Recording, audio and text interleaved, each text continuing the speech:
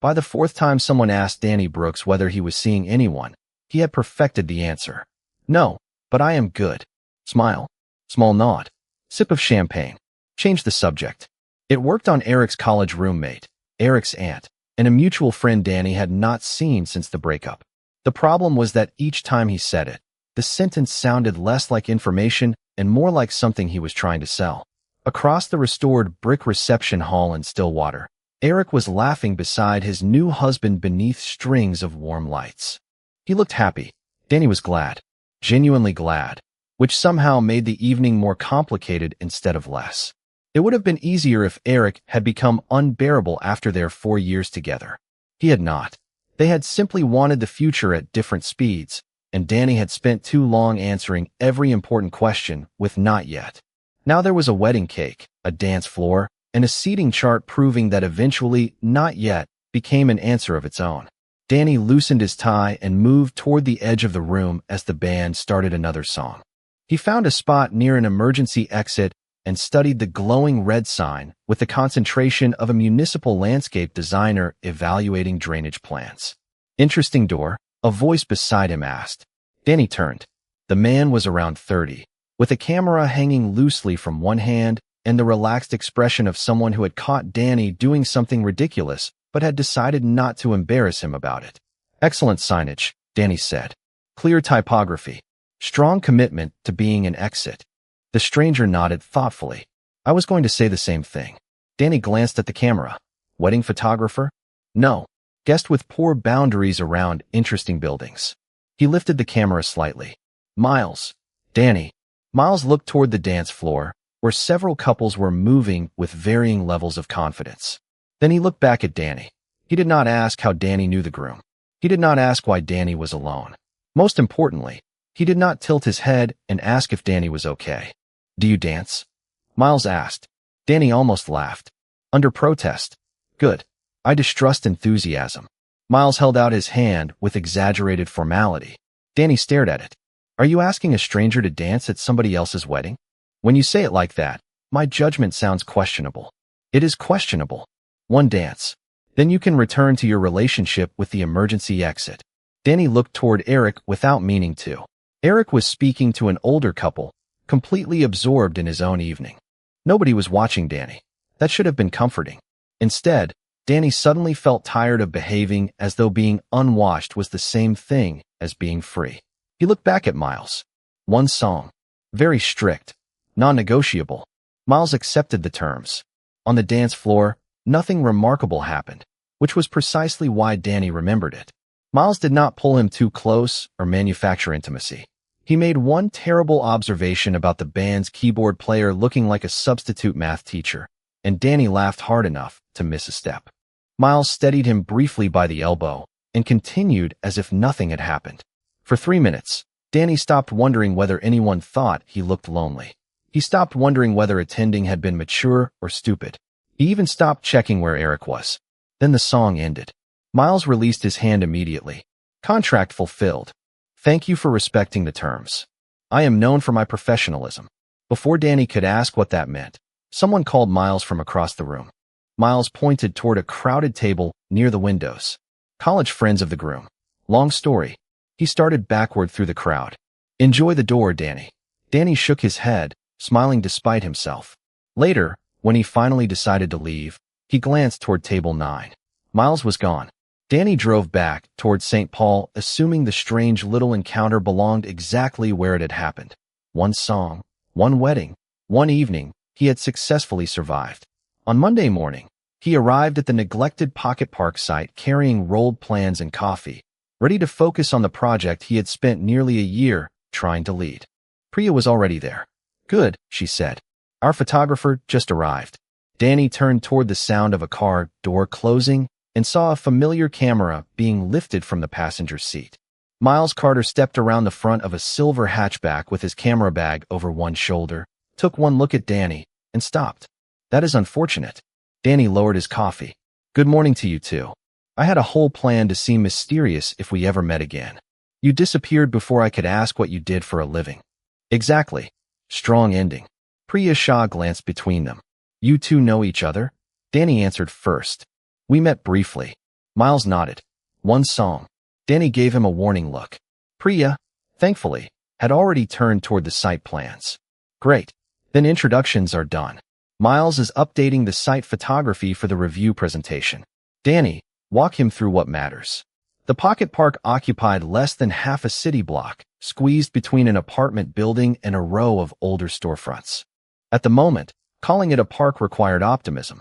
Cracked concrete paths cut through tired grass. The basketball half-court had one faded hoop. A low corner collected rainwater because the drainage had been badly graded years earlier. But 3 mature trees still shaded most of the property, and Danny could already see what the place could become. He unrolled a plan across the hood of Priya's city vehicle. We want to preserve all 3 elms if the arborist signs off. The path shifts west, which gives us room for seating here. The drainage area becomes a planted basin instead of a mud problem. Miles leaned over the drawing, studying it rather than pretending to understand immediately. What do you need the photographs to prove? The question caught Danny off guard. Most contractors asked for a shot list. That the site is underused, not useless. Miles looked from the plan to the park. That is a better assignment. For the next 2 hours, Danny expected to spend most of his time directing him. Instead, Miles kept noticing things on his own. He photographed the cracked path from ground level, framing the healthy elm canopy above it. He waited for an older man walking a terrier to cross the far edge of the half-court, giving the empty space scale without making the man the subject. At the drainage corner, he crouched beside a storm grate. If I shoot from here, you can see the slope. Danny stepped beside him. You can also see the apartment building reflected in the standing water. Miles adjusted his angle. You say that like it is bad. For an engineering report, maybe. For a planning presentation, it shows who has to live next to the problem. Danny looked at him. Miles was already taking the shot. At the wedding, Danny had registered him mostly as easy company with good timing. Here, he was precise. Patient. He spent 7 minutes waiting for sunlight to clear a cloud because the difference mattered to him. Danny understood that kind of stubbornness. Near the end, Miles pointed toward a narrow strip of worn grass leading diagonally across the property. You are keeping that? No. New path goes there. Danny indicated a slightly different line on the plan. Miles frowned. People are already walking this way. It is called a desire path. That sounds romantic for people refusing to use sidewalks. Landscape design has excellent branding. Miles smiled. And you criticized my judgment. Priya returned just as Miles finished packing one lens. Enough for today? She asked. For the existing conditions, yes, Miles said. But if you want stronger contrast for the proposal, I would come back when the light is lower. Maybe late afternoon. Danny nodded. That would help with the tree canopy too. Priya checked her calendar. Coordinate directly. I do not need to supervise sunlight. She left for another meeting, and Miles zipped his camera bag. The sudden absence of professional oversight made Danny oddly aware that they were standing alone together again. Miles glanced toward him. For the record, I can be completely professional. You asked me to dance next to an emergency exit. Off the clock. Danny laughed. Miles pulled out his phone. I will send you possible times. Work times. Obviously, Miles's expression remained perfectly innocent. Danny gave him his number anyway. That evening, the first message arrived with 3 possible photography windows for the following week, all completely professional. Beneath them was one additional line, 1 song commitments only. Danny stared at the screen for several seconds before smiling and typing back, we are going to need more than 1 afternoon. Over the next 2 weeks, Danny learned that Miles treated photography schedules as serious commitments and almost everything else as an opportunity for commentary. They met at the park 3 more times. Once just after 7 in the morning, once during a cloudy lunch hour, and once late enough in the afternoon that the September sunlight turned the elm leaves almost gold. On the 3rd visit, Danny found Miles standing in the middle of the cracked basketball half-court, staring upward through his camera. You know the project is down here, Danny said. Miles lowered the camera. I am documenting your trees. My trees. You have spent 6 hours explaining why nobody is allowed to remove them. I assumed there was a custody arrangement. Danny handed him coffee. Miles accepted it with visible surprise. What is this? Coffee. I recognize the category. You complained about the coffee near your studio. Once. Twice. Miles took a sip. You remembered the order. Danny started walking toward the drainage area. Do not make it significant. Would not dream of it. By then, their work had developed a rhythm. Danny carried old planning maps and explained what the city hoped to change. Miles walked backward, sideways, and occasionally into places Danny would never have considered standing, looking for angles that showed what the maps could not. Between photographs, they learned the neighborhood together. Miles insisted they try a bakery 3 blocks away because he had heard its cinnamon rolls were the best in St. Paul. Danny disagreed after one bite. Too much frosting. That is not a criticism. It is when I need structural engineering to eat breakfast. They tried another bakery 4 days later, entirely for research purposes. Miles borrowed Danny's measuring tape during an afternoon shoot to check the width of a damaged bench pad. He put it in his jacket pocket and drove away with it. Danny texted him 20 minutes later. You stole city property. Miles replied, allegedly. The next morning, Miles returned it personally even though Danny had told him he could bring it to their next shoot. I was nearby, Miles said. Danny looked at the coffee in his hand and the bakery bag in the other. Were you? Temporary bakery consultant. How long have you held that position? Since 8:15. That was how Danny discovered Miles had temporary expertise in almost everything. Urban gardening had lasted 3 Thursdays. Ice skating had lasted 1 winter before Miles decided falling recreationally was a strange hobby. Bread baking had survived exactly 5 loaves. You have commitment issues with yeast, Danny said. The yeast and I wanted different things. Danny laughed more around him than he expected to. More importantly, he stopped noticing when their conversations moved beyond work. One evening after a shoot, they spent 40 minutes walking 2 extra blocks because Miles wanted to photograph an old corner store before its exterior renovation. Danny pointed out how the sidewalk trees had changed pedestrian traffic there. Miles listened as though this information mattered. 2 days later, an email from Miles arrived with the latest approved site photographs. At the bottom was one extra attachment labeled not for presentation. Danny opened it. The photograph showed him beneath the largest elm at the park, rolled plans tucked under one arm, head turned away from the camera. He was laughing at something outside the frame. Danny could not remember Miles taking it. What unsettled him was not that he looked good. It was that he looked unguarded. No careful expression. No practiced assurance. Just himself, apparently having a good afternoon. He saved the photograph before he could think too much about why. Their next shoot ran late the following Thursday. By the time Miles packed his camera, the sky had darkened from pale gray to nearly charcoal. Danny looked up. We should probably move. The first cold drops hit the sidewalk before either man reached his car. Seconds later, rain swept across the block hard enough that Miles grabbed Danny's sleeve and pulled him beneath the awning of a closed neighborhood bookstore. They stood shoulder to shoulder, slightly breathless and laughing as water hammered the street in front of them. One song weather delay? Miles asked. Danny looked at the solid curtain of rain. I think we are committed to at least 2. The rain showed no interest in Danny's schedule. Within 5 minutes, water was rushing along the curb. The bookstore windows had fogged at the edges, and Miles had discovered that the awning leaked in exactly one place. Architectural flaw, he said, shifting 6 inches closer to Danny. You photograph buildings. Fix it. I document mistakes. Much safer career. Danny smiled and watched headlights blur through the rain. They could have made a run for their cars. Neither suggested it.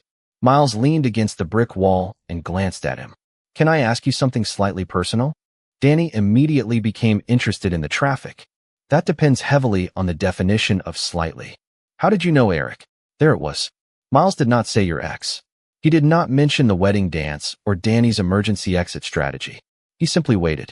Danny rubbed rainwater from his sleeve. We were together for 4 years. Miles's eyebrows lifted, but he did not interrupt. We broke up 2 years ago, and then you went to his wedding. Apparently, I enjoy difficult social experiments. Miles gave him a small smile. Danny looked through the bookstore glass at dark shelves and handwritten recommendation cards. Eric wanted to get married eventually, build a more settled life. He was not demanding a date or anything. He just wanted to know we were moving toward the same place. And you were not. Danny exhaled. I kept saying not yet. The words sounded different here, without wedding music underneath them. Not yet to moving in somewhere bigger. Not yet to talking seriously about marriage. Not yet to making plans more than a year ahead. Did you not want those things? Miles asked. Danny considered lying out of habit. I did not know. That was the problem. I thought not deciding was neutral. A car passed through standing water, sending a fan of spray toward the sidewalk. Both men stepped backward at the same time, shoulders bumping.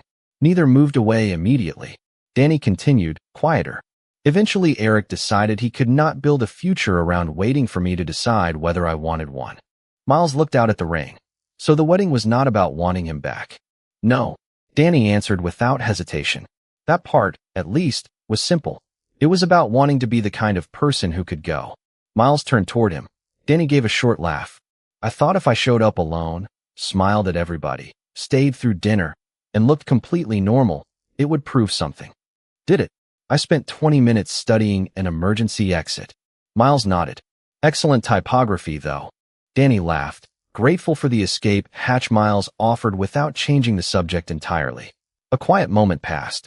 Then Miles adjusted the camera strap across his shoulder.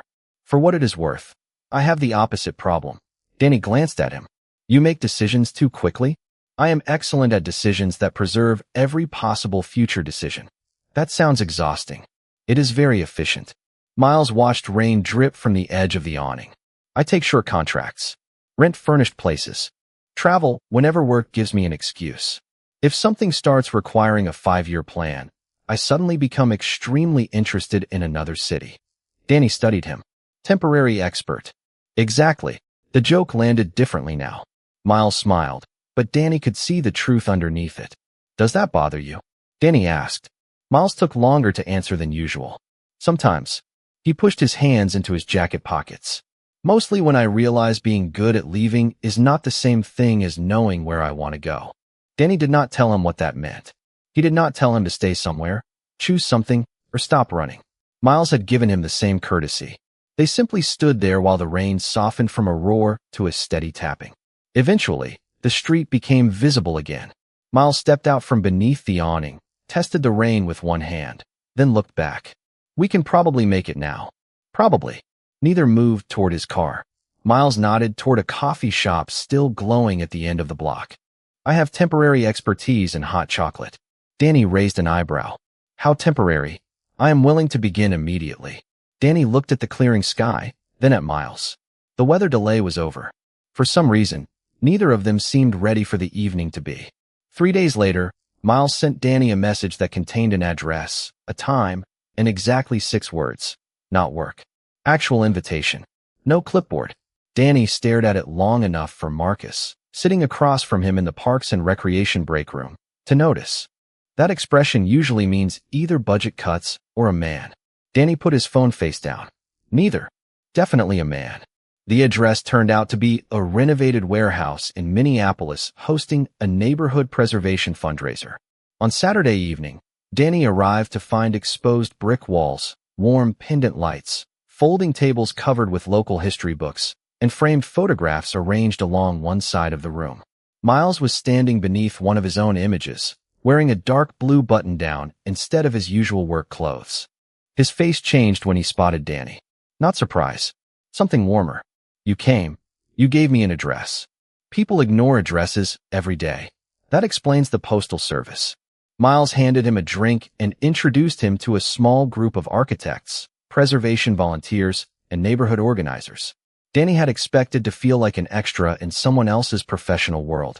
Instead, Miles kept including him without hovering, pulling him into conversations when public space came up and disappearing when Danny clearly did not need rescuing. One woman asked Danny why the city could not simply replace an aging pocket park with new apartments. Danny started with a careful answer about land use, then forgot to be careful. He talked about shade, walking distance, older residents who needed benches, children who deserved somewhere free to exist without buying anything, and the difference between an empty space and an unused opportunity. When he finally stopped, the woman nodded thoughtfully. Across the room, Miles was watching him. Danny raised his eyebrows as if asking what. Miles only smiled and lifted his glass. Later, Danny wandered through the photographs. Miles had captured boarded storefronts beside freshly restored facades, faded hand-painted signs above new restaurants, and ordinary brick buildings made unexpectedly beautiful by evening light. You make everything look like it is about to disappear, Danny said when Miles joined him. Miles studied the nearest photograph. Sometimes it is. That is cheerful. Temporary expert in optimism. How long? 2 Wednesdays. Danny laughed. Music had started somewhere near the back of the room, an old soul song low enough that nobody had officially declared a dance floor. Miles looked toward the speakers, then at Danny. 1 song. Danny groaned. You are really committed to that joke. I respect contractual precedent. This time Danny did not need to look around first. Fine. They moved into the small open space between tables. It was less formal than the wedding, almost ridiculous with volunteers still stacking brochures 10 feet away. Danny noticed that he was not thinking about who might be watching. Miles was telling him about a disastrous photography job involving a boutique hotel, a decorative fountain, and a goose with strong territorial opinions. Danny missed half the story because he realized how easy this felt. The song ended. Neither mentioned it.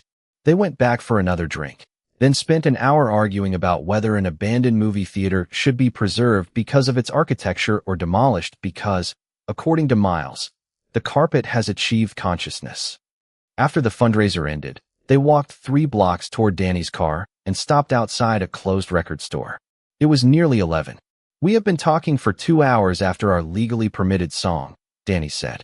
Miles looked genuinely concerned. That is a serious violation. I may have to report you. Please consider my previously clean record.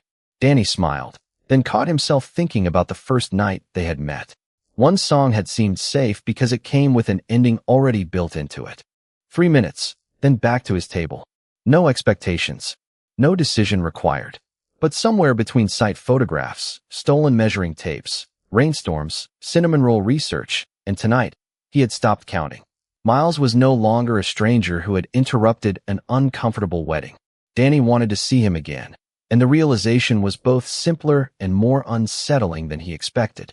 Beside him, Miles shifted his camera bag and seemed reluctant to end the evening too.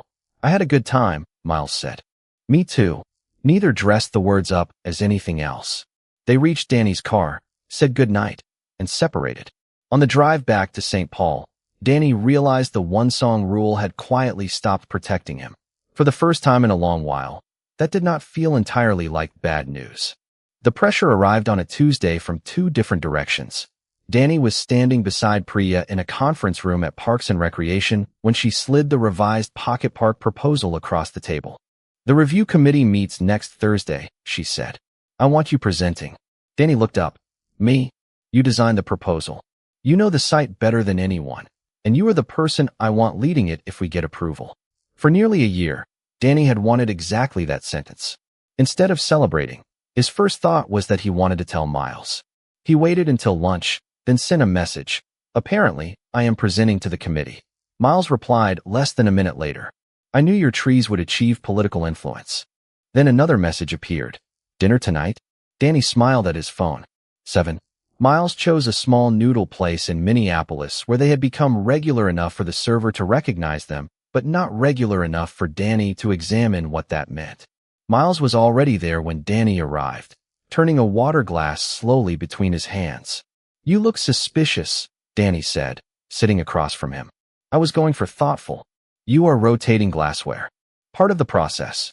They ordered, and Miles asked about the presentation first. Danny described the committee, the revised drainage plan, and the community feedback Priya wanted emphasized. Miles listened closely, then lifted his glass. To lead designer Brooks. Prospective lead designer. Temporary expert in optimism says you have this. Danny smiled. How long have you been optimistic? Since your text at 12:14. Their food arrived before Miles mentioned his own news. I got offered an assignment today. Danny looked up from his bowl. Good one. Very. Miles traced one finger along the edge of his napkin. An architecture magazine is doing a series on adaptive reuse projects. Old warehouses, schools, industrial buildings.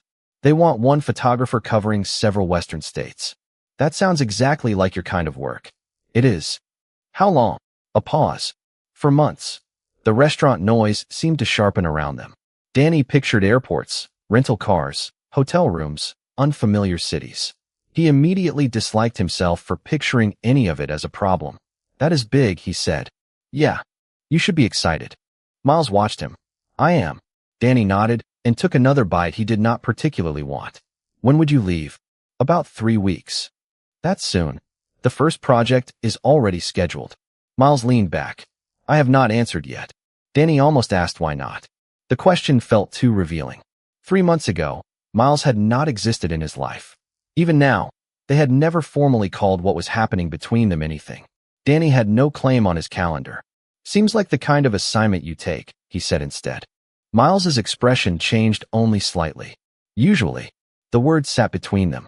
Danny heard the invitation and sighed it, and still could not make himself step toward it. For months goes fast, he said. Miles nodded once. It can. They moved on to other subjects, but the easy rhythm was gone. Miles asked whether Danny needed help rehearsing his presentation. Danny said he had it handled. Danny asked when Miles had to decide. Soon, Miles said, without offering a date. Outside the restaurant, the October air had turned sharp enough for both men to put their hands in their jacket pockets. They stood beside Danny's car longer than necessary. Good luck next Thursday, Miles said. You will be great. Thanks. Danny wanted to say something equally meaningful about the assignment, but everything sounded either too distant or too much like asking Miles to organize his future around a relationship they had barely admitted existed. Whatever you decide, it is a great opportunity. Miles smiled, but it was the polite version. Yeah, it is. Danny drove home, telling himself he had done the mature thing. He had not made Miles's career about him. He had not asked for reassurance he had no right to demand. Across town, Miles sat in his loft with the assignment email open on his laptop, wondering why the freedom to leave suddenly felt less uncomplicated than it always had. For the first time, both men could see the shape of what they might lose, and neither was willing to admit yet that losing it would matter. The review committee approved the Pocket Park proposal on Thursday afternoon. Not unanimously, and not without 20 minutes of questions about drainage costs, maintenance, and whether 3 mature elms were worth designing around. But when Danny walked out of the municipal building, Priya touched his shoulder and said, Start thinking like the lead. We have revisions due Monday. Danny should have called Marcus. He should have called his mother. Instead, he stood on the sidewalk with his presentation folder under one arm and texted Miles. It passed. Miles answered almost immediately. Dinner. My treat. No arguments. They met that evening at the same noodle place, and Miles was already smiling when Danny walked in. He stood, pulled Danny into a quick hug, then seemed to realize they had never done that before. Danny noticed too. Neither commented. Lead designer Brooks, Miles said. Still technically perspective. I refuse to respect technicalities tonight. Miles ordered an extra appetizer and made Danny describe the committee questions in unnecessary detail. For 20 minutes, it felt easy again. Then Miles set down his chopsticks. The magazine needs my answer by Saturday. Danny's happiness tightened around the edges. 48 hours. Pretty much. Do you know what you were going to say? Miles looked at him. I thought I did. Danny waited. This was the moment to ask what had changed. To say that the last few weeks had become important to him. Instead, the old fear arrived with perfect timing. Eric had once waited for Danny to choose a future. Danny remembered how much damage uncertainty could do. Now Miles had a future sitting in front of him, and Danny could not bear the idea of becoming the person asking him to hesitate. Worse, he could not bear asking Miles to stay and hearing that Miles still wanted to leave. You should not make the decision around me, Danny said. Miles's expression softened. I did not say I was. I know. Danny looked down at the table. I just mean, we always knew this was temporary. Silence. Miles leaned back slightly. Did we? Danny heard the hurt before he looked up. He wanted to take the sentence back, but doing that would require replacing it with something honest. We met at a wedding, he said, trying for lightness and missing. One song, remember? Miles stared at him for a moment. Yeah, I remember. The joke had never sounded cruel before. Tonight it did not sound like a joke at all. Miles nodded slowly, as though Danny had finally given him a piece of information he had been waiting for. Okay. Miles, I am not saying the last few weeks meant nothing. I know. His voice remained calm. That somehow made it worse. You were saying there was an end date. I just did not realize we had agreed on one. Danny opened his mouth. Nothing useful came out. Miles did not punish him for it. He paid for dinner because he had promised to, walked Danny to his car, and congratulated him again on the park. Then he left. The next morning, Danny opened his work bag looking for a marker and found his measuring tape tucked beneath the revised site plans. Miles had borrowed it during their last photography session and forgotten to return it. Danny held the familiar yellow case in his palm and thought about all the things Miles had called temporary. Jobs, hobbies, apartments, cities. Danny had laughed because he thought he understood the joke. Now he wondered whether he had just offered Miles exactly what Miles was best at accepting: an exit. Across the river in Minneapolis, Miles sat on the floor of his loft with the magazine contract open on his laptop. For months. 6 cities. Excellent money. Work he genuinely wanted. A month ago, he would have signed before finishing his coffee. Now he kept hearing Danny say temporary. Miles had spent years telling himself that leaving easily meant he was free. Sitting there, he finally admitted another possibility. Maybe he had simply arranged his life so nothing could ever ask him to stay. His phone rested beside the laptop. Danny's name was only a few taps away. Miles did not call. Danny did not call either. By Friday evening, the measuring tape was still on Danny's kitchen counter, and the unsigned contract was still open on Miles's screen. Both men had spent years avoiding decisions that could trap them. Now, for the first time, doing nothing felt like the decision they were most likely to regret. Saturday morning, Danny put Miles's measuring tape in his coat pocket and drove to Minneapolis before he could turn the decision into another week of thinking. Miles lived in a converted warehouse near the river, and Danny stood outside his loft door for several seconds with his hand raised, aware that the version of himself who had attended Eric's wedding would have preferred almost any alternative. A carefully worded text. A polite silence. Something that could not be rejected to his face. He knocked. Miles opened the door wearing a gray t-shirt and an expression that moved quickly from surprise to concern. Everything okay? No emergency. Danny pulled the measuring tape from his pocket. You stole city property again. Miles looked at it. I was building a collection. Your criminal career ends today. Danny handed it over, but neither man moved. Behind Miles, a laptop sat open on the kitchen counter. Danny could see the magazine contract on the screen. Can I come in? He asked. Miles stepped aside. Danny entered, then immediately wished he had rehearsed something. He had spent most of his adult life believing uncertainty became safer if he kept it private. There was no safe version of what he needed to say now. I was wrong Thursday. Miles leaned against the counter, listening. About what? Calling this temporary. Danny looked at him directly. I said it because I was scared. Miles's expression shifted, but he stayed quiet. You have this opportunity, and I do not want to be the reason you turn it down. But I also did not want to tell you I care whether you go, because then you could still choose it. Danny gave a small, humorless laugh. Apparently, I only enjoy decisions when nobody knows what I want. That sounds inconvenient. Extremely. The corner of Miles's mouth moved. Danny continued. I do not know if 4 months of travel works. I do not know what we are supposed to call this yet. I just know pretending I would not miss you is dishonest. Miles looked toward the open laptop. I have not accepted it. Danny blinked. Because of me? No, Miles straightened. And that distinction matters. He turned the laptop so Danny could see an email draft beside the contract. I was about to ask whether they would restructure the assignment. Shorter travel blocks, then editing weeks back here between locations. Danny read the first few lines. Would they do that? I have no idea. You hate negotiating. I know. Miles folded his arms. Usually I would just take the assignment exactly as offered because leaving is easy for me. I kept telling myself that meant I was flexible.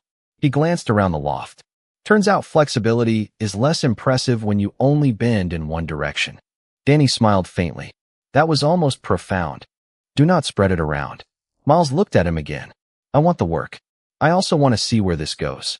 I would rather ask for both and get an actual answer than leave because that is what I always do. Danny felt something inside him loosen. Not relief that Miles was staying. Miles had not promised that. The magazine had not agreed to anything. What changed was simpler. Neither of them was making the other guess anymore. Send the email, Danny said. Miles studied him. Even if they say no, then you decide based on the real options. Danny paused. And I will tell you what I want instead of pretending I do not have an opinion. Miles stepped closer. That sounds dangerously like commitment. Temporary expertise. How long? Danny looked at him. Longer than 3 Thursdays. Miles laughed softly. Then the humor faded, leaving something quieter between them. He gave Danny enough time to move away. Danny did not. Their first kiss was brief, warm, and careful, less an answer than an agreement to stop avoiding the question. When they separated, Miles rested his forehead lightly against Danny's for 1 second before stepping back. I should send that email before I become brave about something else. Probably. Miles returned to the laptop and pressed send. Danny stayed beside the counter while the message disappeared from the screen. There was still a city project waiting for revisions, a magazine contract waiting for negotiation, and no guarantee that their calendars would cooperate.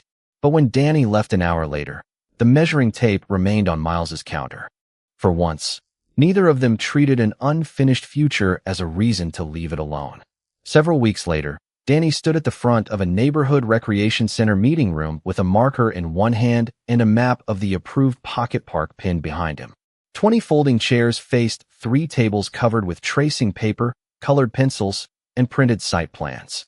Priya stood near the back talking with 2 residents while Marcus attempted to convince a 7-year-old that he was not qualified to redesign the playground around a 12-foot trampoline.